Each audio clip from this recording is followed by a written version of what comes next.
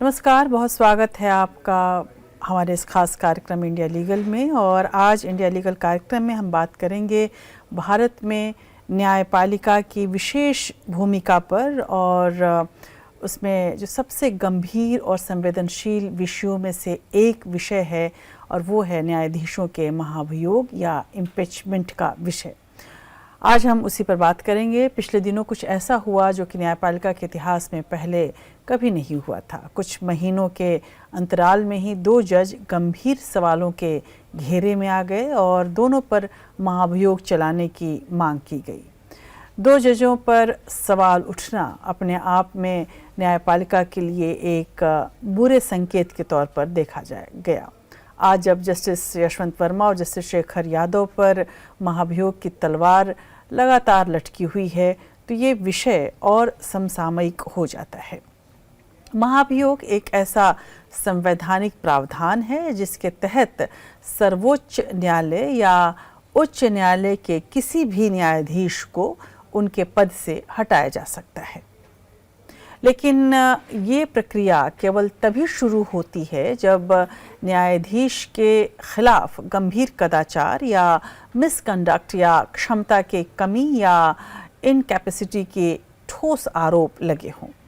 भारत जैसे लोकतांत्रिक देश में न्यायपालिका की स्वतंत्रता एक बुनियादी मूल्य है, लेकिन जब कोई न्यायाधीश अपने आचरण से उस विश्वास को तोड़ता है जो जनता और संविधान ने न्यायपालिका पर रखा है, तब महाभियोग ही एकमात्र रास्ता बच जाता है।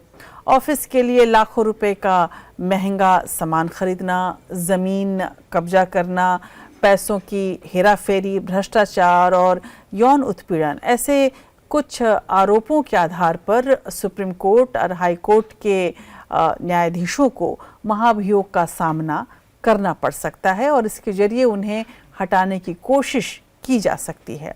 भारत के इतिहास में ऐसा कई बार हुआ है। हालांकि आज तक किसी भी जज को महाभियोग की प्रक्रिया से हटाया नहीं गया है। कई बार ऐसा हुआ कि किसी भी हाई कोर्ट या सुप्रीम कोर्ट के जज के खिलाफ महाभियोग का प्रस्ताव लोकसभा या राज्यसभा के अध्यक्ष या फिर सभापति के सामने लाया गया। इसके बाद भी वे अलग अलग कारणों से आगे नहीं बढ़ पाया पूरा मामला, और कभी पर्याप्त सांसदों ने महाभियोग का समर्थन नहीं किया, तो कभी जज ने प्रक्रिया पूरी होने से पहले ही पद से इस्तीफा दे दिया। कुल मिलाकर देखा जाए तो जस्टिस वी रामास्वामी पर न्यायिक पद के दुरुपयोग और भ्रष्टाचार के आरोप लगे थे। जस्टिस सौमित्र सेन पर वकील रहते हुए पैसे के गबन का आरोप लगा। जस्टिस पीडी दिनाकरण ने अपने ऊपर लगे आरोपों के चलते स्वेच्छा से इस्तीफा दिया। जस्टिस दीपक मिश्रा पर अदालत में पक्षपात और प्रशासनिक अनियमितता के आरोप लगाए गए, जिसे उपराष्ट्रपति ने तथ्यात्मक रूप से उचित नहीं माना। महाभियोग की प्रक्रिया जहां एक और न्यायपालिका की जवाबदेही सुनिश्चित करने का माध्यम है, वहीं दूसरी ओर ये प्रक्रिया कई बार राजनीति का शिकार भी बनती रही है। जब न्यायाधीशों पर गंभीर आरोप लगते हैं तो संसद के भीतर और बाहर ये सवाल उठता है कि क्या ये सच में न्याय का मामला है या फिर कोई राजनीतिक प्रतिशोध। कई बार ऐसा देखा गया है कि विपक्षी दल न्यायपालिका के कुछ फैसलों से नाराज होकर महाभियोग प्रस्ताव लाने की बात करने लगते हैं, और वहीं सत्तारूढ़ दल अपनी ताकत का इस्तेमाल करके प्रस्तावों को गिरा देते हैं या उन्हें बहस तक पहुंचने ही नहीं देते। ये स्थिति लोकतंत्र और न्यायपालिका दोनों के लिए बेहद चिंताजनक है, क्योंकि इससे जनता के मन में न्यायाधीशों की निष्पक्षता पर सवाल उठने लगते हैं, और जाहिर सी बात है कि उठ सकते हैं।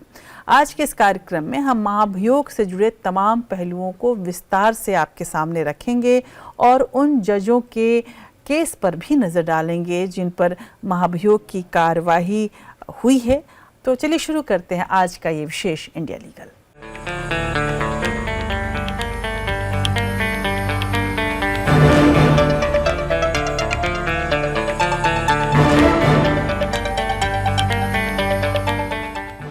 तो चलिए आइए सबसे पहले समझते हैं कि महाभियोग की कार्यवाही क्या होती है और ये भारतीय संविधान में किस तरह से देखा गया है। इसे भारतीय संविधान में न्यायपालिका की स्वतंत्रता और जवाबदेही सुनिश्चित करने के लिए महाभियोग की प्रक्रिया का प्रावधान है। ये प्रक्रिया उच्चतम न्यायालय और उच्च न्यायालयों के न्यायाधीशों के खिलाफ गंभीर कदाचार या अक्षमता के आरोपों की जांच और कार्रवाई के लिए है। महाभियोग प्रस्ताव संसद में पेश किया जाता है और इसके लिए विशेष बहुमत की आवश्यकता होती है। ये प्रक्रिया न्यायपालिका की अखंडता और निष्पक्षता बनाए रखने में महत्वपूर्ण भूमिका निभाती है। चलिए हम आपको पूरी प्रक्रिया समझाते हैं और नज़र डालते हैं कि कैसे महाभियोग की प्रक्रिया शुरू होती है और क्या उसके चरण होते हैं।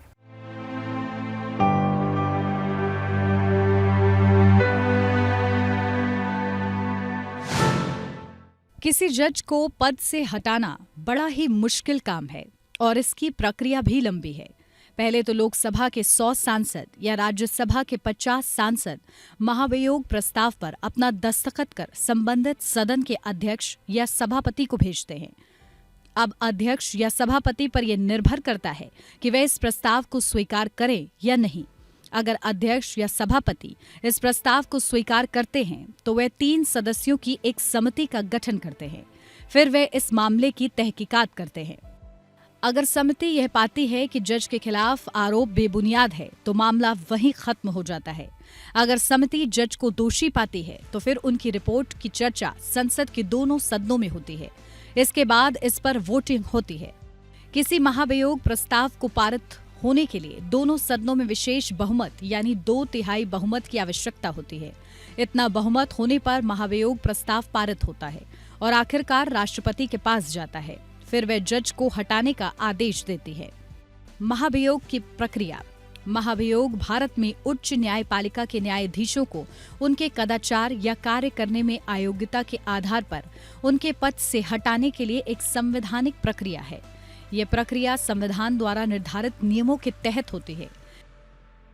इसके तहत संसद के किसी भी सदन में पीठासीन अधिकारी द्वारा अनुमोदित प्रस्ताव के बाद इसकी जांच की जाती है। प्रस्ताव को लागू करने के लिए उच्चतम न्यायालय के न्यायाधीश, उच्च न्यायालय के प्रधान न्यायाधीश और एक प्रतिष्ठित न्यायविद की 3 सदस्यीय समिति द्वारा जांच की जाती है। महाभियोग की प्रक्रिया भारतीय संविधान के अनुच्छेद 124, 4, 5, 217 और 218 के तहत और न्यायाधीश जांच अधिनियम 1968 द्वारा शासित होती है। अनुच्छेद 124(4) के अनुसार न्यायाधीशों को पद से हटाने के लिए सिद्ध कदाचार या अक्षमता के आधार पर कार्रवाई की जाती है। प्रस्ताव को वैध बनाने के लिए संसद के दोनों सदनों में इसे एक ही सत्र में पारित किया जाना जरूरी है। इसके बाद राष्ट्रपति को न्यायाधीश को पद से हटाने का अधिकार प्राप्त होता है। अनुच्छेद 124(4) उच्चतम न्यायालय के न्यायाधीश को उनके पद से केवल राष्ट्रपति के आदेश द्वारा ही हटाया जा सकता है, जो संसद के प्रत्येक सदन द्वारा एक अभिभाषण के पश्चात पारित किया जाता है, जिसमें उस सदन की कुल सदस्यता का बहुमत और उपस्थित और मतदान करने वाले सदस्यों में से कम 2/3 बहुमत द्वारा समर्थन प्राप्त हो और ये केवल सिद्ध कदाचार या अक्षमता के आधार पर किया जाता है। अनुच्छेद 217(1)(b) उच्च न्यायालय के न्यायाधीश को भी समान आधारों पर इसी प्रक्रिया से हटाया जा सकता है। चरण 1, प्रस्ताव की शुरुआत। महाभियोग की प्रक्रिया संसद के किसी भी सदन में शुरू की जा सकती है। प्रस्ताव के लिए जरूरी है कि लोकसभा में कम से कम 100 सांसदों, राज्यसभा में कम से कम 50 सांसदों का समर्थन आवश्यक है। चरण 2, स्पीकर चेयरमैन की अनुमति। संसद के संबंधित सदन के लोकसभा स्पीकर या राज्यसभा चेयरमैन प्रस्ताव की स्वीकृति पर निर्णय लेते हैं। अगर स्वीकार किया जाता है तो वे प्रस्ताव जांच के लिए एक 3 सदस्यीय समिति को सौंपते हैं। चरण 3, जांच समिति का गठन। एक सुप्रीम कोर्ट का न्यायाधीश, एक हाई कोर्ट के मुख्य न्यायाधीश, एक प्रतिष्ठित न्यायविद। यह समिति जांच कर यह निर्धारित करती है कि आरोप सिद्ध हुए हैं या नहीं। चरण 4, संसद में मतदान। अगर समिति आरोपों को प्रमाणित मानती है तो संसद के दोनों सदनों में यह प्रस्ताव रखा जाता है। प्रस्ताव को दोनों सदनों में अलग अलग पारित करना होता है। सदस्य संख्या का बहुमत और उपस्थित और मतदान करने वाले सदस्यों का 2/3 बहुमत। चरण 5, राष्ट्रपति की स्वीकृति। दोनों सदनों द्वारा प्रस्ताव पारित होने के बाद इसे राष्ट्रपति के पास भेजा जाता है। राष्ट्रपति आदेश द्वारा उस न्यायाधीश को पद से हटा सकते हैं। महाभियोग की प्रक्रिया भारतीय संविधान में निहित नियंत्रण और संतुलन को रेखांकित करती है। यह उच्च न्यायपालिका के न्यायाधीशों को उनके कर्तव्यों का पालन सुनिश्चित करने के साथ साथ एक सख्त निष्कासन प्रक्रिया निर्धारित करता है। साथ में उनकी स्वतंत्रता की भी रक्षा करती है। इस प्रक्रिया का दुर्लभ इस्तेमाल किया जाता है।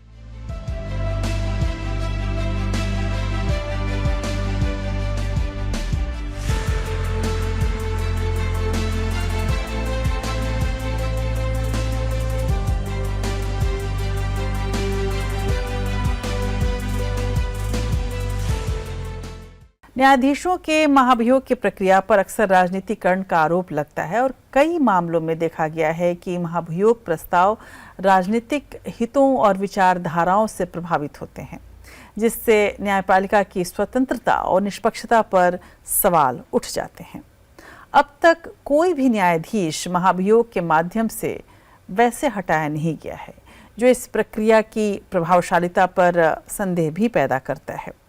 राजनीतिकरण और प्रक्रिया की जटिलता के कारण ये प्रक्रिया अक्सर लंबी और विवादित हो जाती है, जिससे न्यायपालिका की जवाबदेही सुनिश्चित करना अपने आप में एक मुश्किल सा कदम हो जाता है। इसलिए सवाल ये भी है कि क्या महाभियोग प्रक्रिया को और अधिक पारदर्शी और निष्पक्ष बनाने की आवश्यकता है, ताकि न्यायपालिका की अखंडता और इसकी विश्वसनीयता को पुनः बहाल किया जा सके। अब इसकी ज़रूरत हो या न हो, लेकिन यशवंत वर्मा के मामले में कई तरह के सवाल उठने लगे। अगर हम सिलसिलेवार तरीके से उन जजों के मामलों पर नज़र डालें जिन पर महाभियोग का कार्यवाही की गई, तो सबसे पहले हालिया नाम आता है और वो है जस्टिस यशवंत वर्मा का। सुप्रीम कोर्ट ने इलाहाबाद हाई कोर्ट के न्यायाधीश जस्टिस यशवंत वर्मा की उस याचिका को खारिज कर दिया जिसमें उन्होंने ये कहा था कि लोकसभा अध्यक्ष द्वारा उनके खिलाफ जो मामला शुरू किया गया है, जो महाभियोग की प्रक्रिया शुरू की गई है, उसको उन्होंने चुनौती दी थी।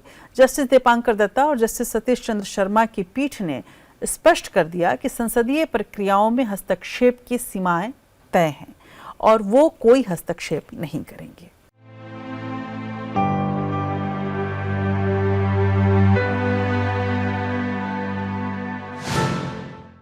सुप्रीम कोर्ट ने इलाहाबाद हाई कोर्ट के न्यायाधीश यशवंत वर्मा की याचिका खारिज कर दी, जिसमें उन्होंने लोकसभा अध्यक्ष के उस निर्णय को चुनौती दी थी जिसमें उनके खिलाफ महाभियोग की प्रक्रिया शुरू की गई थी। न्यायाधीश दीपांकर दत्ता और न्यायाधीश सतीश चंद्र शर्मा की पीठ ने 8 जनवरी को अपना फैसला सुरक्षित रखने के बाद ये निर्णय सुनाया। इस मामले की सुनवाई के दौरान कोर्ट ने कहा था कि अगर जस्टिस वर्मा अपने अधिकारों के हनन को साबित कर सके तो ऐसी सूरत में ही सुप्रीम कोर्ट अनुच्छेद 32 के तहत दखल दे सकती है। जस्टिस दीपांकर दत्ता और जस्टिस सतीश चंद्र शर्मा की बेंच ने जस्टिस वर्मा की याचिका खारिज की। बेंच ने कहा कि 1968 के अधिनियम की धारा 3 उपधारा 2 के तहत संयुक्त समिति की आवश्यकता तब तक होती है जब दोनों सदनों में एक साथ प्रस्ताव दिया जाता है और उसे उसी दिन स्वीकार कर लिया जाता है। हालांकि इस मामले में जबकि लोकसभा स्पीकर ने प्रस्ताव स्वीकार कर लिया था, राज्यसभा चेयरमैन की ओर से इस मामले को स्वीकार नहीं किया गया। इस मामले में चूंकि राज्यसभा चेयरमैन जगदीप धनखड़ ने प्रस्ताव स्वीकार किए जाने से पहले इस्तीफा दे दिया, इसलिए अंततः ये फैसला राज्यसभा के डिप्टी चेयरमैन द्वारा किया गया और प्रस्ताव खारिज कर दिया गया। जस्टिस वर्मा ने ये तर्क देते हुए इसे भी चुनौती दी कि डिप्टी चेयरमैन 1968 के अधिनियम के तहत प्रस्ताव को खारिज करने या स्वीकार करने के लिए सक्षम प्राधिकारी नहीं है। बेंच ने कहा कि 1968 का कानून किसी सदन के सचिवालय द्वारा आरोपों की मेरिट का ठोस मूल्यांकन करने के लिए नहीं कहता, इसलिए सेक्रेटरी जनरल की जांच सिर्फ प्रशासनिक मामलों तक ही सीमित थी। जैसे कि क्या प्रस्ताव के साथ काफी सिग्नेचर हैं। सुप्रीम कोर्ट ने अपने फैसले में कहा कि लोकसभा अध्यक्ष का निर्णय विधिसम्मत है और न्यायमूर्ति वर्मा की याचिका खारिज की जाती है। कोर्ट ने कहा कि राज्यसभा ने महाभियोग प्रस्ताव को स्वीकार नहीं किया था, इसलिए लोकसभा अध्यक्ष को स्वतंत्र रूप से जांच समिति का गठन करने का अधिकार था। सुप्रीम कोर्ट के इस फैसले से न्यायमूर्ति वर्मा के खिलाफ महाभियोग की प्रक्रिया आगे बढ़ने का रास्ता साफ हो गया है।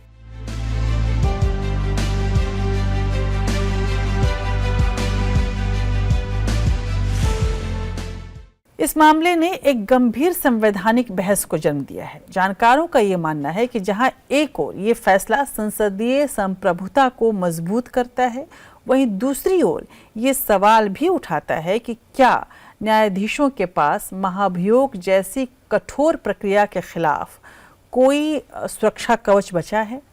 क्या ये संतुलन न्यायपालिका की स्वतंत्रता को प्रभावित करेगा या जवाबदेही तय करने का एक ज़रूरी कदम है जिस पर अभी विचार करना ज़रूरी है? आने वाले समय में इस पूरे मामले पर कई तरह के सवाल ज़रूर उठेंगे, लेकिन अगर हम पिछले कुछ दिनों की बात करें तो कैश कांड में फंसे जस्टिस यशवंत वर्मा को हटाने की जो प्रक्रिया शुरू हुई है वो 21 जुलाई 2025 को मॉनसून सत्र के पहले दिन संसद के दोनों सदनों में उनके खिलाफ महाभियोग प्रस्ताव के साथ जिसका नोटिस पीठासीन अधिकारियों को सौंपे गए वहां से शुरू हुआ। इन पर पक्ष और विपक्ष के 215 सांसदों, लोकसभा में 152 और राज्यसभा में 63 के हस्ताक्षर हैं। महाभियोग प्रस्ताव को Bhajpa, Congress, TDP, JDU, CPM और अन्य दलों के सांसदों का समर्थन मिला।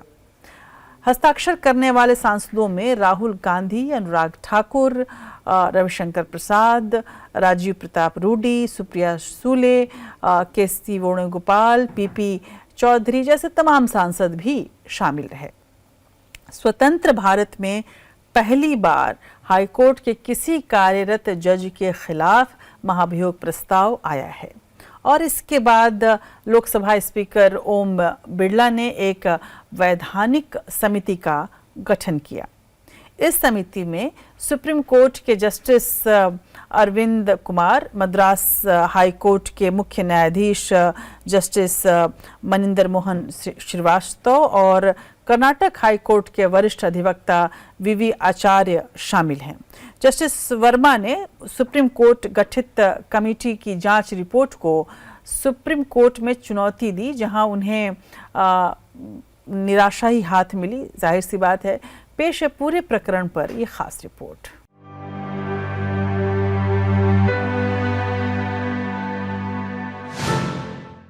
इलाहाबाद हाईकोर्ट के जस्टिस यशवंत वर्मा के खिलाफ महाभियोग की प्रक्रिया शुरू की गई। जस्टिस यशवंत वर्मा के घर पर जले हुए 500 रुपए के नोटों के ढेर मिले थे, जिसके बाद सुप्रीम कोर्ट ने जांच बैठाई।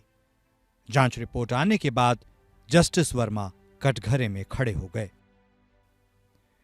22 मार्च को तत्कालीन सीजेआई संजीव खन्ना ने जस्टिस वर्मा पर लगे आरोपों की इंटरनल जांच के लिए 3 सदस्यीय कमेटी बनाई। पैनल ने 4 मई को सीजीआई को अपनी रिपोर्ट सौंपी। इसमें जस्टिस वर्मा को दोषी ठहराया गया था। रिपोर्ट के आधार पर इन हाउस प्रोसीजर के तहत तत्कालीन सीजेआई खन्ना ने 8 मई को सरकार से जस्टिस वर्मा को हटाने की सिफारिश की थी। जांच समिति में पंजाब हरियाणा हाईकोर्ट के चीफ जस्टिस शील नागू, हिमाचल हाईकोर्ट के चीफ जस्टिस जीएस संधवालिया और कर्नाटक हाईकोर्ट की जज जस्टिस अनु शिवरामन थी। सुप्रीम कोर्ट द्वारा नियुक्त 3 सदस्यीय जांच पैनल ने पाया कि जस्टिस वर्मा के सरकारी आवास के जिस स्टोर रूम में जले हुए नोट मिले थे, उस पर उनका और उनके परिवार का सक्रिय नियंत्रण था। पैनल ने निष्कर्ष निकाला कि यह कदाचार इतना गंभीर था कि उन्हें पद से हटाया जाना चाहिए। जस्टिस यशवंत वर्मा ने अपने खिलाफ लाए गए महाभियोग प्रस्ताव को सुप्रीम कोर्ट में चुनौती दी है। उनका तर्क है कि जांच समिति महत्वपूर्ण तथ्यों की जांच करने में विफल रही और एक व्यक्ति और एक संवैधानिक पदाधिकारी के रूप में उनके अधिकारों का उल्लंघन किया। इस प्रकरण ने न्यायपालिका में भ्रष्टाचार को लेकर व्यापक चिंताएं पैदा कर दी हैं। आंतरिक जांच रिपोर्ट के बाद सरकार ने महाभियोग प्रस्ताव लाने की शुरुआत की। सत्तारूढ़ और विपक्षी दलों के 145 सांसदों ने लोकसभा अध्यक्ष ओम बिरला को एक ज्ञापन सौंपा। जस्टिस यशवंत वर्मा के खिलाफ लाए जाने वाले महाभियोग प्रस्ताव के ज्ञापन पर सत्तारूढ़ भारतीय जनता पार्टी और उसके सहयोगी दलों जैसे तेलुगु देशम पार्टी, जनता दल यूनाइटेड और जनता दल सेक्युलर के सांसदों ने भी ज्ञापन पर हस्ताक्षर किए। संसद के मॉनसून सत्र के पहले दिन लोकसभा के 152 सांसदों ने जस्टिस वर्मा के खिलाफ लाए गए महाभियोग प्रस्ताव पर हस्ताक्षर किए। वहीं राज्यसभा में 54 सांसदों के द्वारा हस्ताक्षरित ज्ञापन सौंपे जाने के बाद जस्टिस वर्मा के खिलाफ महाभियोग चलाने के लिए आगे की कार्रवाई शुरू हो गई है। जुडिशरी की जांच में इनिशिएटिव अगर हाईकोर्ट जज के लिए कोई मसला खड़ा होता है तो सुप्रीम कोर्ट के सर्वोच्च न्यायाधीश ने लेना होता है। उन्होंने एक कमेटी बनाई है।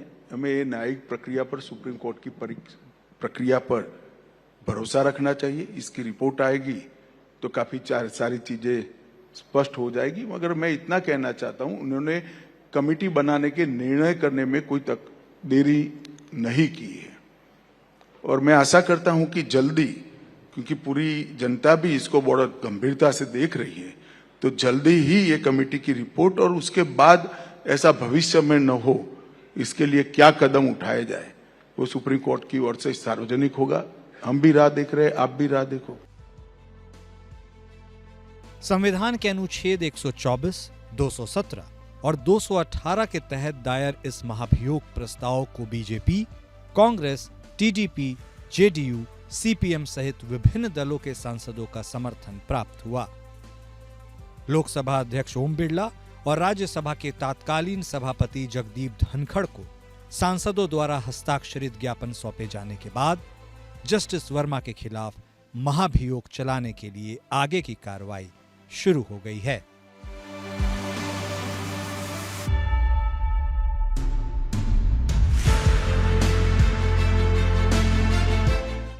तो जज को हटाने के लिए महाभियोग प्रस्ताव का नियम है कि लोकसभा के 100 और राज्यसभा के 50 सांसदों का समर्थन इसके लिए जरूरी है। जस्टिस वर्मा के खिलाफ सत्ता पक्ष और विपक्ष दोनों ने ही महाभियोग प्रस्ताव लेकर वो आए, जिसमें सत्ता पक्ष के 152 और विपक्ष के 63 सांसदों ने हस्ताक्षर किए हैं। लेकिन जिस तरह से राज्यसभा में तत्कालीन सभापति जगदीप धनखड़ ने राज्यसभा में विपक्ष को महाभियोग प्रस्ताव पर पहल की और साथ ही ये माना गया कि मोदी सरकार इससे काफ़ी नाराज़ हुई और मोदी ने इस चीज़ को बहुत गंभीरता से लिया और आखिरकार धनखड़ को इस्तीफा देना पड़ा और इन तमाम कथित कारणों में ये सब कुछ शुमार रहा। लेकिन ये इसमें कोई शक नहीं कि महाभियोग प्रस्ताव अपने आप में एक विवाद के रूप में संसद में भी सामने आया। इलाहाबाद हाई कोर्ट के ही एक और जज हैं जस्टिस शेखर यादव। उन्होंने विश्व हिंदू परिषद के कार्यक्रम में भाषण किया था। इसमें उन्होंने 3 तलाक और यूनिफॉर्म सिविल कोड जैसे मुद्दों पर बोलते हुए कहा कि हिंदुस्तान में रहने वाले बहुसंख्यक के अनुसार ही देश चलेगा। न्यायमूर्ति यादव बहुसंख्यक शासन की वकालत करते हुए प्रतीत हुए। साथ ही उन्होंने हमारी गीता, आपकी कुरान जैसे वाक्यांशों और कठमुल्ला जैसे अपमानजनक शब्दों का भी इस्तेमाल किया। 17 दिसंबर 2024 को न्यायमूर्ति यादव सर्वोच्च न्यायालय कॉलेजियम के समक्ष पेश हुए और उन्होंने अपनी सफाई में ये कहा कि उनकी टिप्पणी टालने योग्य थी, लेकिन 1 महीने बाद इलाहाबाद उच्च न्यायालय के मुख्य न्यायाधीश को दिए गए जवाब में न्यायमूर्ति यादव ने अपनी टिप्पणी पर कायम रहने और अपने स्टैंड के बारे में बताया और इसके बाद विपक्षी दलों के कई सांसदों ने न्यायमूर्ति यादव के खिलाफ महाभियोग प्रस्ताव पेश कर दिया और जिसमें 55 सांसदों ने जस्टिस शेखर यादव के खिलाफ महाभियोग कार्यवाही शुरू की और उसको करने के लिए राज्यसभा के सभापति को प्रस्ताव भेजा। अब पूरा मामला कैसे आगे बढ़ा और क्या उन्होंने कहा था और उनकी बातों को किस संदर्भ में समझा जाए, देखते हैं इस रिपोर्ट में। ये कहने में बिल्कुल गुरेज नहीं है कि हिंदुस्तान है, हिंदुस्तान में रहने वाला बहुसंख्यक के अनुसार ही देश चलेगा। यही कानून है। आप इसको ये कह करके नहीं कह सकते कि हाई कोर्ट के जज होकर के आप ऐसा बोल रहे हैं। कानून तो भैया बहुसंख्यक से चलता है। परिवार में भी देखिए, समाज में भी देखिए, जहां पर अधिक लोग होंगे जो कहते हैं उसी को माना जाता है। ये बोल है इलाहाबाद हाईकोर्ट के जज जस्टिस शेखर यादव के, जिसके कारण वे महाभियोग कार्रवाई में फंस चुके हैं। मामला 8 दिसंबर का है, जब विश्व हिंदू परिषद के एक खास कार्यक्रम में जस्टिस शेखर यादव को आमंत्रित किया गया था। इस कार्यक्रम में उन्होंने अपनी बातों को रखते हुए मुस्लिमों को लेकर टिप्पणी की थी। उन्होंने समान नागरिक संहिता पर कहा कि इसे हिंदू बना मुस्लिम के तौर पर पेश किया गया है, लेकिन हिंदुओं ने कई सुधार किए जबकि मुसलमानों ने नहीं किए। उन्होंने कहा कि मैं कहना चाहता हूं कि चाहे वो आपका व्यक्तिगत कानून हो, हमारा हिंदू कानून हो या आपका कुरान, हम अपनी प्रथाओं में बुराइयों का समाधान कर चुके हैं, लेकिन मुस्लिम इन्हें खत्म क्यों नहीं करते। कि हमने भी, हमारा भी जो कानून बना वो मनुस्मृति से लेकर बना, नाथ स्मृति से लेकर बना, स्मृतियों से लेकर बना। उसमें बहुत सी बुराइयां भी थी, लेकिन समय में हमने उसको हटाया। आपके अंदर भी ठीक है, आप अपने शरीयत से चलिए, आप अपने कुरान से चलिए, आप हमें गुरेज नहीं। आप पूजा किसी विधि से करिए, आप हमें गुरेज नहीं। आप विवाह किसी विधि से करिए, आप हमें गुरेज नहीं। गुरेज है किस बात से? जो देश के लिए घातक है, देश के मनुष्य के लिए घातक है, इस नारी के लिए घातक है, इससे तो बदलाव होना चाहिए। अपने स्पीच के दौरान जस्टिस यादव ने मुस्लिम पर्सनल लॉ बोर्ड की जमकर आलोचना की। उनका कहना था कि हमें किसी का कष्ट देखकर कष्ट होता है, लेकिन आपके यहाँ ऐसा नहीं होता है। आपका पर्सनल लॉ हो, हमारा हिंदू लॉ हो, आपकी कुरान हो, हमारी गीता हो। जैसे मैंने बताया कि जो बुराइयां हमारे अंदर थी उनको हमने दुरुस्त कर लिया है, कमियां थी दुरुस्त कर लिया है। अभी ये भी कुछ अभी सबरा माला वाला भी आपने घटना देखा हो, उसमें भी कमियां थी, हमने दूर कर लिया। छुआछूत अस्पृश्यता थी, हमने दूर कर लिया। चल रहा हो, लेकिन कानूनी रूप से हमने इसको दूर कर दिया। सती प्रथा को दूर कर दिया, जौहर को दूर कर दिया, बच्चियों को उत्पन्न करने को मार दिया तो दूर कर दिया।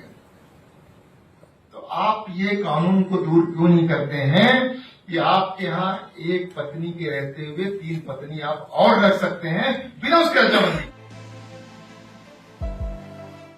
उन्होंने कहा कि ये कहने में बिल्कुल गुरेज नहीं है कि ये हिंदुस्तान है, हिंदुस्तान में रहने वाले बहुसंख्यक के अनुसार ही देश चलेगा, यही कानून है।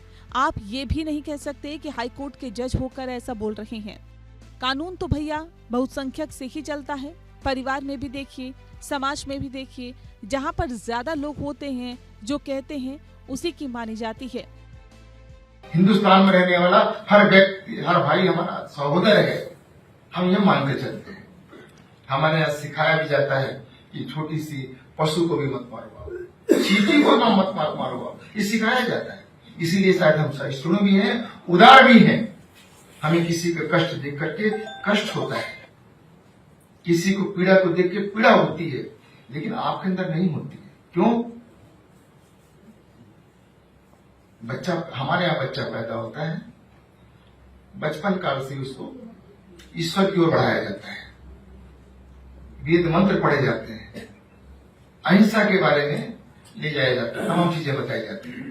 लेकिन आपके यहाँ तो बचपन से बच्चे को सामने रख करके वध किया जाता है पशुओं का। तो आप कैसे अपेक्षा करते हैं कि सहिष्णु होगा वो, उदार होगा वो? तो ये कहने में बिल्कुल गुरेज नहीं है कि हिंदुस्तान है, हिंदुस्तान में रहने वाला बहुसंख्यक के अनुसार ही देश चलेगा। उन्होंने कहा समान नागरिक संहिता तो होनी चाहिए, और दुनिया के अंदर तो बहुसंख्यक समाज की भावनाओं का सम्मान हर हाल में होती है। अगर दुनिया में होती है तो भारत में अगर बहुसंख्यक समाज के हितों की चर्चा कोई कर ले, उस सच्चाई को कोई बोलता है, कौन सा अपराध हो गया?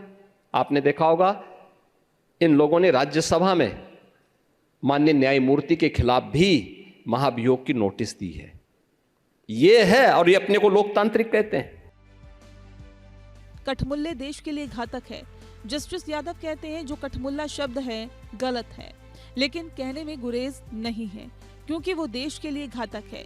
जनता को बहकाने वाले लोग हैं। देश आगे ना बढ़े इस प्रकार के लोग हैं, उनसे सावधान रहने की जरूरत है। लेकिन जो कठमुल्ला है, जिसे कह लीजिए आप, शब्द गलत है, लेकिन कहने में गुरेज नहीं है, क्योंकि वो देश के लिए घातक हैं, बिगाड़ने वाले लोग हैं, जनता को भड़काने वाले लोग हैं, देश आगे ना बढ़े इस प्रकार के लोग हैं, उनसे सावधान रहने की जरूरत है। इस कार्यक्रम के दौरान उन्होंने अयोध्या में मौजूद राम मंदिर पर भी अपनी बातों को रखा। उन्होंने कहा कि कभी कल्पना की थी क्या आपने कि हम राम मंदिर को अपनी आंखों के सामने देखेंगे, लेकिन देखा है आपने। हमारे पूर्वज तमाम बलिदान देकर चले गए इसी आस में कि हम रामलला का भव्य मंदिर बनते देखेंगे, लेकिन वो देख नहीं पाए, लेकिन हम आज देख रहे हैं। जैसे आपने अपनी आंखों के सामने कभी कल्पना की थी आपने कि हम राम मंदिर को अपनी आंखों के सामने देखेंगे, लेकिन देखा है। हमारे पूर्वज तमाम बलिदान होकर चले गए इसी आस में कि हम इसको अपने रामलला को मुक्त होते हुए देखेंगे, भव्य मंदिर बनते हुए देखेंगे, लेकिन वो देख नहीं पाए। किया उन्होंने और देख आज हम रहे हैं। मैं आपको विश्वास दिलाता हूं, वो तो काफी दिनों के बाद उन्होंने देखा है। स्पीच के आखिर में उन्होंने कहा कि उन्हें विश्वास है कि यूसीसी बिल को लोग जल्द ही देखेंगे। मामला जब तूल पकड़ा तो सुप्रीम कोर्ट ने इसका संज्ञान लिया। उन्हें उच्चतम न्यायालय के कॉलेजियम के समक्ष पेश होना पड़ा। फिर करीब 1 महीने बाद अब जस्टिस यादव ने चिट्ठी लिखकर अपना जवाब दिया है। जवाब में उन्होंने साफ तौर पर कहा है कि वो अपने बयान पर कायम है। उनके बयान से न्यायिक आचार संहिता का उल्लंघन नहीं हुआ है। उन्होंने दावा किया है कि उनके भाषण को कुछ स्वार्थ वाले लोगों ने तोड़ मरोड़ कर पेश किया है। न्यायपालिका के वे सदस्य जो सार्वजनिक रूप से अपनी बात नहीं रख सकते, उन्हें न्यायिक बिरादरी के वरिष्ठों द्वारा सुरक्षा दी जानी चाहिए। विवाद के बाद राज्यसभा के 54 सांसदों ने उनके खिलाफ महाभियोग का नोटिस दिया। खबर है कि इस नोटिस पर कम से कम 50 सांसदों के हस्ताक्षर है। महाभियोग की प्रक्रिया को आगे बढ़ाने के लिए इतने हस्ताक्षर जरूरी होते हैं।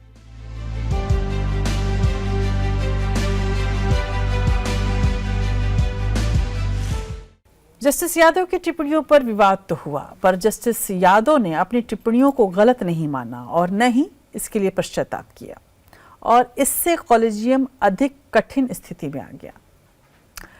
जहां सरकार जस्टिस वर्मा के खिलाफ महाभियोग के लिए ताबड़तोड़ पहल करती दिखी, तो जस्टिस यादव पर चुप्पी उसने साध ली।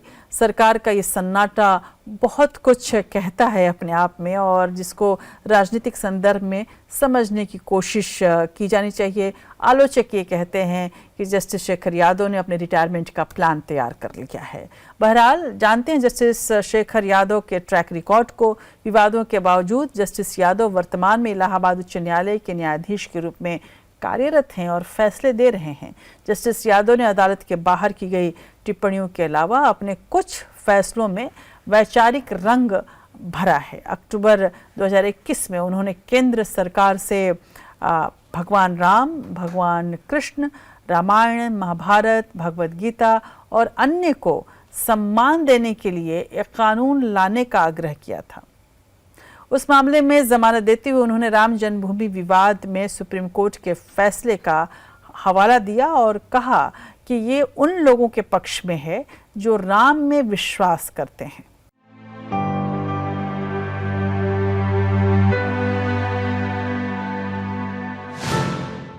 अब आइए जाने कौन है जस्टिस शेखर यादव।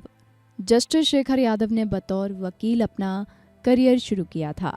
साल 1988 में उन्होंने इलाहाबाद यूनिवर्सिटी से कानून की डिग्री ली और साल 1990 में वकालत शुरू की। उन्होंने इलाहाबाद हाई कोर्ट में सिविल और संवैधानिक मामलों में प्रैक्टिस की थी।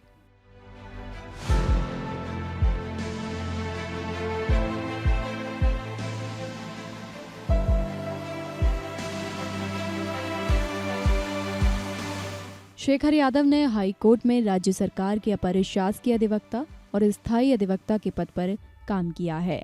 इसके अलावा केंद्र सरकार के स्थायी अधिवक्ता और रेलवे के वरिष्ठ अधिवक्ता के पद पर भी काम कर चुके हैं।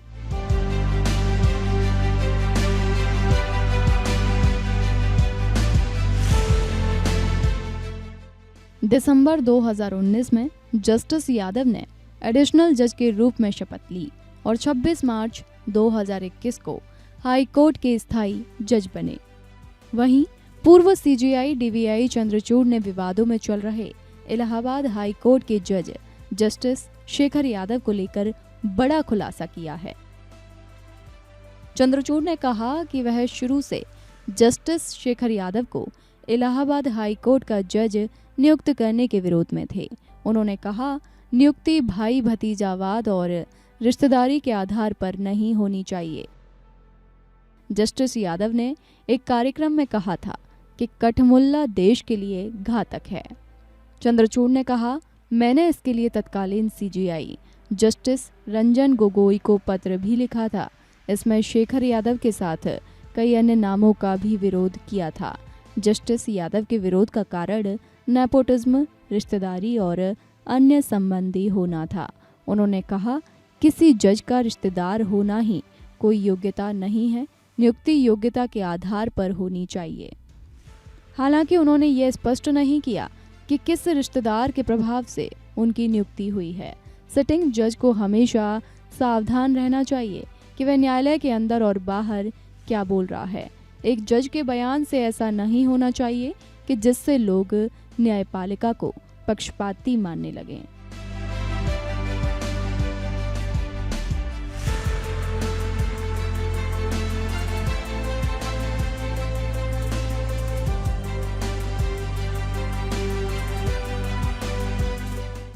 तो वहीं पूर्व सीजेआई चंद्रचूड़ ने जस्टिस यादव के हालिया बयानों पर भी अपनी चिंता व्यक्त की थी। आपने ये पूरी रिपोर्ट में देखा और तब चंद्रचूड़ ने कहा था कि एक न्यायाधीश को हमेशा ये ध्यान रखना चाहिए कि वो बोल क्या रहा है, चाहे वो अदालत के अंदर हो या उसके बाहर। उनका मानना था कि एक न्यायाधीश का बयान किसी समुदाय के खिलाफ नहीं हो सकता और न जाना चाहिए। साथ ही न्यायपालिका की निष्पक्षता को प्रभावित नहीं करना चाहिए, ऐसा पूर्व सीजेआई चंद्रचूड़ का मानना था। और साथ में पूर्व सीजेआई चंद्रचूड़ ने इस बात का खुलासा किया कि उन्होंने जस्टिस शेखर कुमार यादव की नियुक्ति को लेकर कॉलेजियम को पत्र लिखकर अपना विरोध दर्ज कराया था। और उन्होंने ये भी कहा कि ये विरोध केवल जस्टिस शेखर यादव तक सीमित नहीं था, बल्कि कई अन्य नामों को लेकर भी उन्होंने अपनी आपत्ति दर्ज की थी। उनका मानना था कि न्यायपालिका में नियुक्तियां केवल और केवल योग्यता के आधार पर होनी चाहिए, न कि किसी व्यक्ति के व्यक्तिगत रिश्ते या पक्षपाती प्रवृत्तियों के या उसकी विचारधारा के कारण होना चाहिए। जस्टिस रामास्वामी पहले न्यायाधीश थे जिनके खिलाफ महाभियोग की कार्रवाई शुरू की गई थी। 11 मई 1993 में ये प्रस्ताव लोकसभा में लाया गया, लेकिन आवश्यक 2/3 बहुमत हासिल ये पूरा प्रस्ताव नहीं कर सका और जिसकी वजह से ये महाभियोग का प्रस्ताव टल गया। अगर लोकसभा विपक्ष द्वारा प्रायोजित महाभियोग प्रस्ताव को स्वीकार कर लिया गया होता तो वे पद से हटाए जाने वाले सर्वोच्च न्यायालय के पहले न्यायाधीश होते। आधी रात से कुछ समय पहले विपक्ष ने महाभियोग प्रस्ताव पर वोटिंग की, लेकिन सत्तारूढ़ कांग्रेस ने अनुपस्थित रहकर मतदान नहीं किया और जस्टिस रामास्वामी इस तरीके से बच गए। लोकसभा अध्यक्ष रह चुके सोमनाथ चटर्जी ने अपनी पुस्तक कीपिंग दी फेथ मेमोयर्स में मेमोयर्स ऑफ पार्लियामेंटेरियन में लिखा कि मैं न्यायमूर्ति रामास्वामी के महाभियोग प्रस्ताव की हार को हमारी संसद की हार मानता हूं। क्यों लिखना पड़ा सोमनाथ चटर्जी को, आप देखिए इस रिपोर्ट में।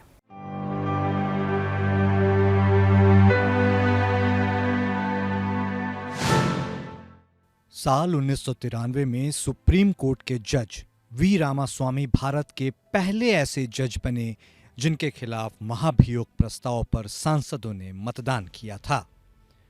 इससे पहले साल 1970 में सुप्रीम कोर्ट के जज जेसी शाह के खिलाफ भी करीब 200 सांसदों ने एक महाभियोग प्रस्ताव लोकसभा अध्यक्ष के पास भेजा था।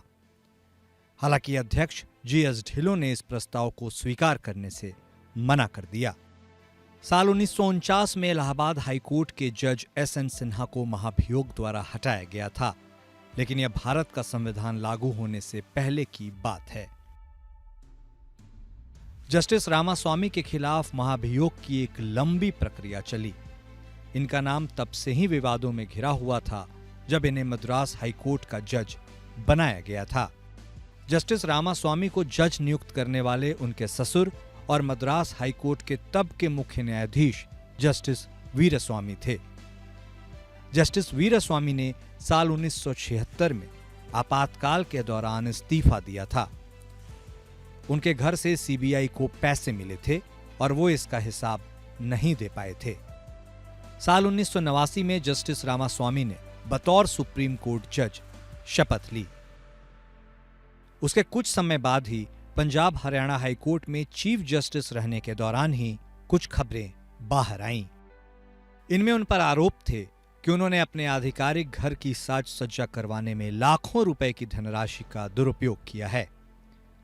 जस्टिस रामास्वामी के महाभियोग पर एस सहाय द्वारा संपादित एक किताब गॉन एट लास्ट भी लिखी गई है। किताब के मुताबिक उन पर लगे आरोप में शामिल थे 200 से ज्यादा पर्दे सिलवाना, करीब 100 तौलिए और 18 अटैचियों की खरीदारी करना, साथ ही करीब 10 लाख रुपए का फोन का बिल। यही नहीं, उन पर यह भी आरोप था कि वे अपने ऑफिस की गाड़ियों से चंडीगढ़ से मद्रास गए थे। इसके बाद उनके स्टाफ मेंबर को मद्रास जाकर गाड़ियां वापस लानी पड़ी। साल 1990 में सुप्रीम कोर्ट के कई वरिष्ठ वकीलों ने भी उनके इस्तीफे की मांग की। इसके बाद जस्टिस रामास्वामी ने कुछ हफ्तों की छुट्टी ले ली, लेकिन सुप्रीम कोर्ट की एक अंदरूनी जांच ने उन्हें निर्दोष पाया और उसके बाद वह वापस कोर्ट में बैठने लगे। साल 1991 में लोकसभा के 108 सांसदों ने लोकसभा के अध्यक्ष को जस्टिस रामास्वामी के खिलाफ महाभियोग प्रस्ताव भेजा। अध्यक्ष ने इस प्रस्ताव को स्वीकार कर लिया। इस मामले की जांच के लिए 3 सदस्यों की एक समिति बनाई। समिति ने उन्हें कई चीजों के लिए दोषी पाया और उनके खिलाफ महाभियोग चलाने की सिफारिश की। हालांकि इस बीच लोकसभा भंग हो गई और फिर से आम चुनाव हुए। करीब 2 साल तक यह मामला लंबित रहा। इस बीच यह सवाल भी उठा कि क्या लोकसभा के भंग होने से पहले शुरू की गई महाभियोग प्रक्रिया नई लोकसभा में भी आगे बढ़ाई जा सकती है या यह प्रक्रिया फिर से शुरू करनी होगी। मामला सुप्रीम कोर्ट के पास गया। सुप्रीम कोर्ट ने यह फैसला सुनाया कि पुरानी महाभियोग प्रक्रिया ही आगे बढ़ाई जा सकती है। आखिरकार मई 1993 में लोकसभा में उनके खिलाफ महाभियोग प्रक्रिया शुरू हुई। हालांकि इसके बाद इस प्रक्रिया ने एक राजनीतिक रूप भी ले लिया। खबरों के मुताबिक उस वक्त के प्रधानमंत्री पीवी नरसिम्हा राव ने एक मौखिक निर्देश जारी किया कि कांग्रेस के सदस्य महाभियोग प्रस्ताव पर मतदान नहीं करें। जानकारों का मानना है कि इस महाभियोग पर उत्तर और दक्षिण भारत के सांसदों में भी मतभेद था। कई सांसदों को लग रहा था कि दक्षिण भारत के एक जज को सजा दी जा रही है। दूसरी ओर ऐसे ही मामलों में उत्तर भारत के जजों के खिलाफ कुछ नहीं होता है। जस्टिस रामास्वामी के वकील कपिल सिब्बल ने भी उनका पक्ष संसद के सामने रखा। उन्होंने कहा कि जस्टिस रामास्वामी को गलत तरीके से फंसाने की यह एक साजिश है। लोकसभा में 2 दिनों तक चली लंबी बहस के बाद सांसदों ने मतदान किया। 196 सांसदों ने रामास्वामी को हटाने के लिए हां कहा, जबकि 205 सांसदों ने मतदान में हिस्सा ही नहीं लिया। मतदान में हिस्सा नहीं लेने वाले सांसद कांग्रेस पार्टी के थे। इसकी वजह से जस्टिस रामास्वामी के खिलाफ लाया गया महाभियोग प्रस्ताव असफल रहा। उन्होंने अपना कार्यकाल पूरा किया। वे फरवरी 1994 में रिटायर हुए।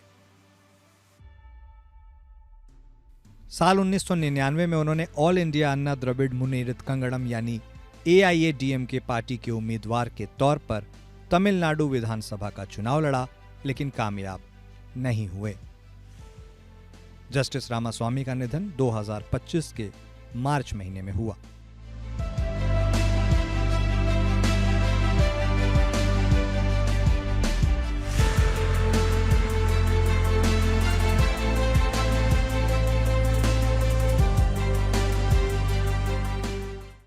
1987 में न्यायमूर्ति रामास्वामी को पंजाब एवं हरियाणा उच्च न्यायालय का मुख्य न्यायाधीश नियुक्त किया गया।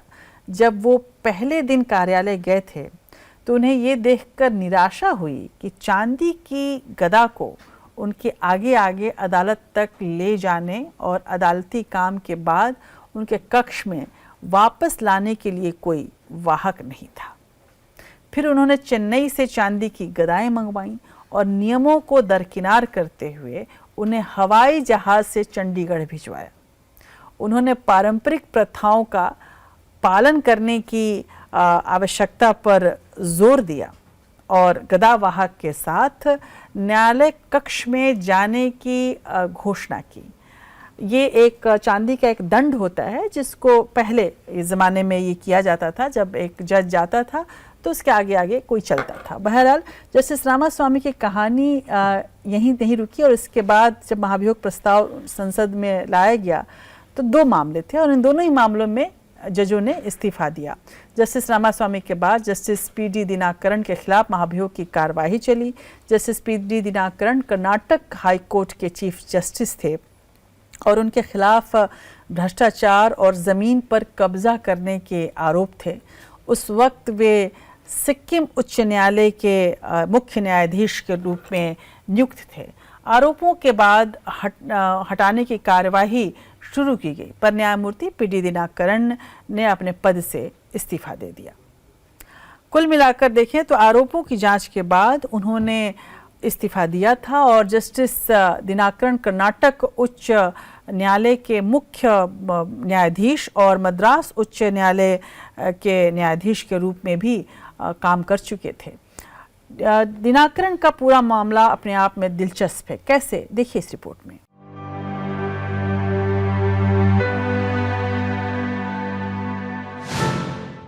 जस्टिस रामास्वामी के बाद जस्टिस पी.डी. दिनाकरन के खिलाफ महाभियोग की कार्यवाही चली। Justice PD. Dinakaran Karnataka high court के चीफ जस्टिस थे। उनके खिलाफ भ्रष्टाचार और जमीन पर कब्जा करने के आरोप थे।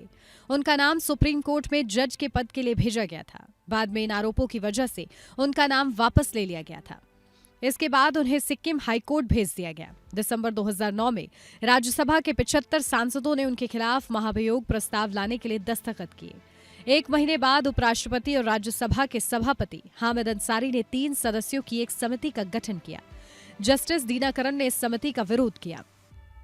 उन्होंने 3 में से 1 सदस्य के खिलाफ पक्षपात के आरोप भी लगाए। बाद में सुप्रीम कोर्ट ने अपने एक फैसले में उस सदस्य को हटाने का आदेश दिया। हालांकि इस समिति की जांच पूरी होने से पहले ही जुलाई 2011 में जस्टिस दिनाकरन ने इस्तीफा दे दिया। इससे उनके खिलाफ महाभियोग चलाने की प्रक्रिया रद्द हो गई। जस्टिस दिनाकरन का कहना था कि उन्हें इस समिति के निष्पक्ष होने पर संदेह है। उन्होंने अपने खिलाफ लगे आरोपों को झूठा बताया। उन्होंने कहा कि वे राजनीतिक और कानूनी प्रक्रिया के शिकार हैं। उन्होंने यह भी कहा था कि दलित ईसाई होने के कारण उन्हें प्रताड़ित किया जा रहा है, उनका उत्पीड़न हो रहा है।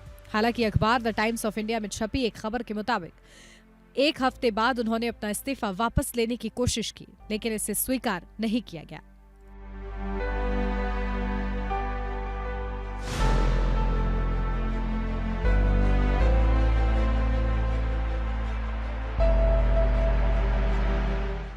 मुख्य न्यायाधीश न्यायमूर्ति दिनाकरन ने भ्रष्टाचार और न्यायिक कदाचार के आरोपों पर महाभियोग का सामना करते हुए 29 जुलाई 2011 को इस्तीफा दे दिया। उन्होंने जांच समिति पर अपना बचाव करने का उचित अवसर नहीं देने का आरोप लगाया और कहा कि उन्हें लगता है कि उनके खिलाफ कार्रवाई जो की जा रही है उनके दलित होने के कारण हुई है। फिर रहस्यमय तरीके से न्यायमूर्ति दिनाकरन ने 4 अगस्त 2011 को अपना इस्तीफा वापस लेने की मांग की, लेकिन विधि मंत्रालय ने उनके अनुरोध को अस्वीकार कर दिया और उनका इस्तीफा स्वीकृत कर लिया गया। हालांकि उनके पहले ही दिए गए इस्तीफे ने उनके खिलाफ जांच को विफल कर दिया था और राज्यसभा के सभापति ने जांच समिति को भंग कर दिया था। दिनाकरन के साथ साथ सुमित्र सेन की याद आ जाती है। कोलकाता हाईकोर्ट के जस्टिस सुमित्र सेन के खिलाफ राज्यसभा में महाभियोग प्रस्ताव पारित किया गया और उन पर धन का दुरुपयोग और धन के दुरुपयोग के साथ साथ न्यायालय को गुमराह करने का आरोप था। न्यायमूर्ति बी सुदर्शन रेड्डी, न्यायमूर्ति मुकुल मुदगल और न्यायविद फली नरीमन की अध्यक्षता वाली जो जांच समिति बनी, उसके निष्कर्षों के अनुसार राज्यसभा ने इस प्रस्ताव पर विचार किया। जांच समिति के निष्कर्षों के बाद सीपीआईएम के सीताराम येचुरी ने प्रस्ताव पेश किया था, जिसे विपक्ष के नेता अरुण जेटली ने समर्थन दिया। सीपीआईएम के नेता सीताराम येचुरी ने प्रस्ताव पेश करते हुए ये कहा था कि ये न्यायपालिका की निष्ठा पर सवाल उठाने वाला नहीं है, बल्कि एक न्यायाधीश के खिलाफ है जो ऐसे आचरण में लिप्त पाया गया है जो कि कदाचार की परिभाषा में आता है। जस्टिस सेन ने अपना बचाव किया, लेकिन उच्च सदन ने प्रस्ताव पारित कर दिया और इसके बाद उन्होंने अपना इस्तीफा दे दिया।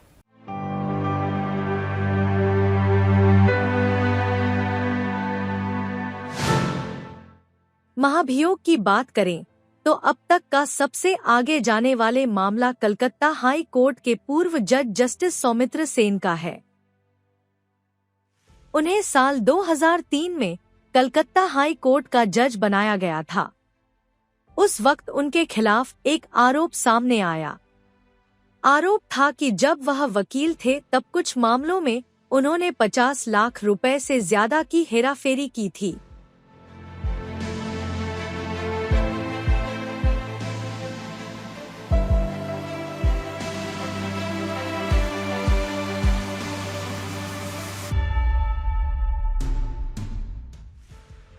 साल 2006 में कलकत्ता हाई कोर्ट ने उन्हें ये पैसे वापस लौटाने को कहा।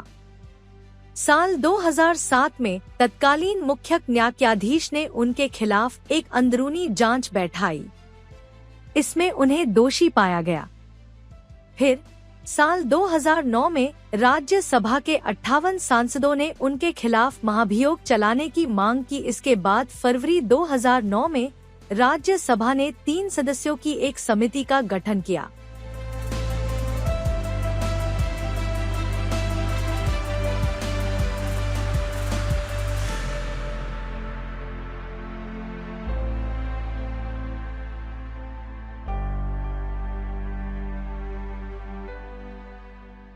साल 2010 में इस समिति ने उन्हें दोषी पाया। इस समिति की रिपोर्ट को राज्यसभा के सामने रखा गया। इस पर बहस हुई। इस दौरान जस्टिस सौमित्र सेन ने भी वकील के जरिए अपना पक्ष रखा।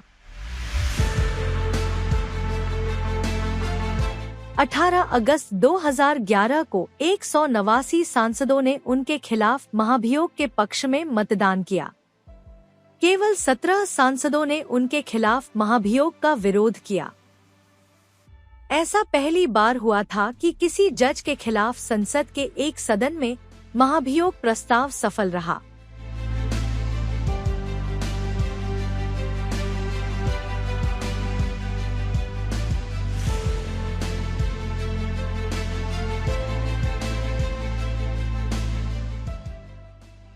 अब बारी थी इस प्रस्ताव के लोकसभा में जाने की। हालांकि इसके पहले ही जस्टिस सौमित्र सेन ने इस्तीफा दे दिया। इससे यह महाभियोग प्रस्ताव वहीं खत्म हो गया।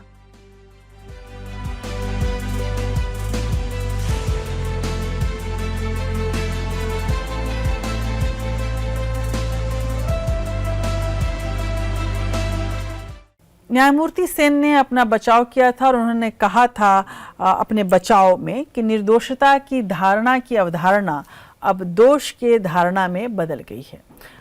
भले ही आप मुझे दोषी ठहराएं, मुझे हटा दें, मैं फिर भी छतों से चिल्लाऊंगा कि मैंने पैसे का दुरुपयोग नहीं किया। ये पूरा मामला धारणाओं और राजनीतिक इच्छा शक्ति से प्रेरित है, न कि कानून या तथ्यों से। जाहिर सी बात है कि ये अपने आप में एक बड़ा मामला साबित हुआ था। उधर जस्टिस गंगेले पर 2015 में एक महिला जिला जज ने यौन उत्पीड़न के गंभीर आरोप लगाए। इसके चलते उन्हें महाभियोग की कार्यवाही का सामना करना पड़ा। राज्यसभा में प्रस्ताव रखा गया। महिला जज के आरोपों की जांच के लिए साल 2015 में राज्यसभा ने एक 3 सदस्यीय कमेटी का भी गठन किया था और इसमें जो ये कमेटी बनी, इसमें सुप्रीम कोर्ट के justice R Bhanumati, Bombay high court की पूर्व चीफ जस्टिस मंजुला चेल्लूर और सीनियर एडवोकेट के वेणुगोपाल को शामिल किया गया था।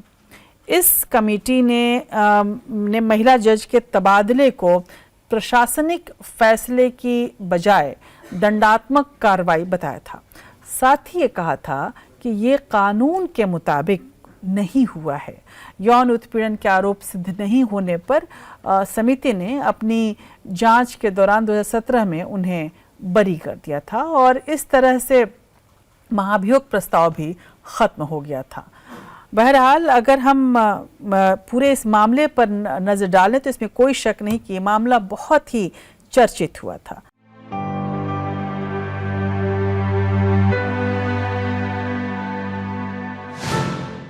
साल 2015 में मध्य प्रदेश हाई कोर्ट के जज जस्टिस एस.के. गंगेले के खिलाफ भी राज्यसभा में महाभियोग प्रस्ताव लाया गया था। उन पर आरोप था कि उन्होंने निचली अदालत की एक महिला जज का यौन उत्पीड़न किया है। महिला जज का ये भी आरोप था कि जब उन्होंने जस्टिस गंगेले की बात नहीं मानी तो उनका तबादला कर दिया गया। इसके बाद महिला जज ने अपना इस्तीफा दे दिया। इस प्रस्ताव को स्वीकार करते हुए भारत के उपराष्ट्रपति और राज्यसभा के सभापति हामिद अंसारी ने एक समिति बनाई। इस समिति ने कहा कि जस्टिस गंगेले के खिलाफ यौन उत्पीड़न के आरोप साबित नहीं हो पाए हैं। हालांकि समिति ने महिला जज के तबादले को गलत ठहराया। फरवरी 2022 में सुप्रीम कोर्ट ने महिला जज को वापस नियुक्त किया।